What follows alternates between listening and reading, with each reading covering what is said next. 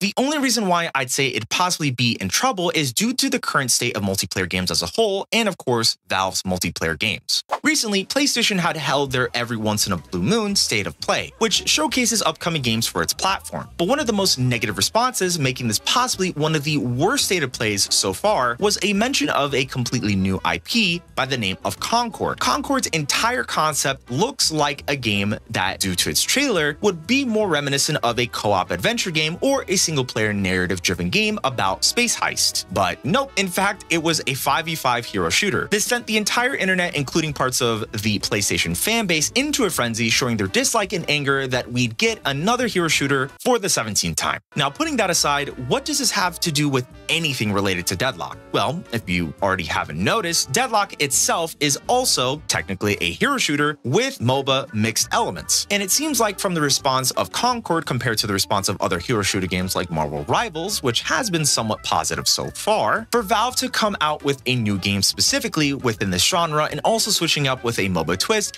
is probably going to be a problem for them when it comes time. One of these reasons is due to the burnout of hero shooters as a genre. A lot of folks are starting to get pretty tired of competitive shooters, and the only reason is because we already have so many of them that already exist. I've noticed that so many folks, including friends of mine, have slowly gotten tired after the whole Battle Royale craze, and even though now we have more competitive shooter games than ever, hero shooters have been a part of this craze for the last couple of years. Number 2, the cheating. VAC has been an anti-cheat that has been around for quite a long time, and while people have somewhat praised it for doing its job, since Counter-Strike 2, it seems like people have been trying to get around, including many hackers, that have been able to bypass and even make other players' lives a living hell. Deadlock is another game that is still in development, and while its announcement through various showcases over Twitter and elsewhere on the internet through leaks, the biggest response was over how the game was another competitive hero shooter MOBA game, as Valve continues to neglect other titles and IPs, including ones that have had cheating going on for way too long. With what's been happening now, I can only imagine Deadlock would face the same fate as CS2 and TF2 with rampant cheaters and more, unless Valve is actually working on a form of stronger and effective version of VAC. There's definitely different ways that truly all of this in terms of how Valve is dealing with the rampant cheater situation would actually turn out. Here's 3 ways that I could see this actually turning out. Number 1 is the Revolt.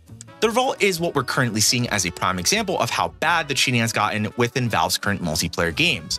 And as an end result, with this protest going on, is making the fan bases of these games boycott and also make noise in form of getting a proper response from Valve rather than them just going and making a statement and just saving face. Number 2 is the fix. The fix would be Valve all around the board, fixing and adding more protection and detection of cheaters, bots, and more in its new and improved system for VAC, making the cheating situation be dealt with, but also lower the amount of cheaters, hackers, and bad actors that there would be in their games. Number 3 is the special fix. The special fix would be Valve hearing about the rampant cheating within their games and only fixing the newer supported games like CS2 and Deadlock, as they are newer multiplayer games that Valve is working on, and disregarding TF2 as it runs on an older version of the source engine. Now, okay, with the third one, again, I really don't think I would actually see this happening just because the overall backlash that Valve would receive, seeing that TF2 is an incredibly popular and relevant game to play even today. Its biggest issue is, again, bots and cheating. For them to actually do this would be just a terrible decision overall, and something that would forever ruin not only Valve's reputation with basically everyone, but also the reputation with the TF2 community as a whole. But most likely, options 1 and 2 have a higher chance of being the overall solution, just because with save.tf that is currently going on seems to be more focused with the issues at hand rather than just being about making noise and having a response. There's a goal and a fix that is needed, and by signing the petition and talking about it with the hashtags mentioned, it would also make the most sense that for Valve, they're secretly working on another improved version of VAC for all of their games. Now, last but not least is the reception. Again, we talked about this earlier within the video, as there is currently a shift with a ton of gamers not happy to see a lot of the newer games coming out to just be a form of cookie cutter, we want to do the same thing as everyone else ask game. Deadlock's reception is and will be mixed, no doubt about that. From the hero shooter burnout and annoyance of seeing new games that are coming out taking this route, and also having to deal with the company's current issues with cheating in its other games, Valve does have a good chunk of problems to solve, not only just with Deadlock as a game, but also with its other multiplayer games as well. Will Deadlock survive the hero shooter burnout of 2024? Let me know down below. And if you enjoyed this video, consider watching my last video here about Deadlock. Thank you for watching.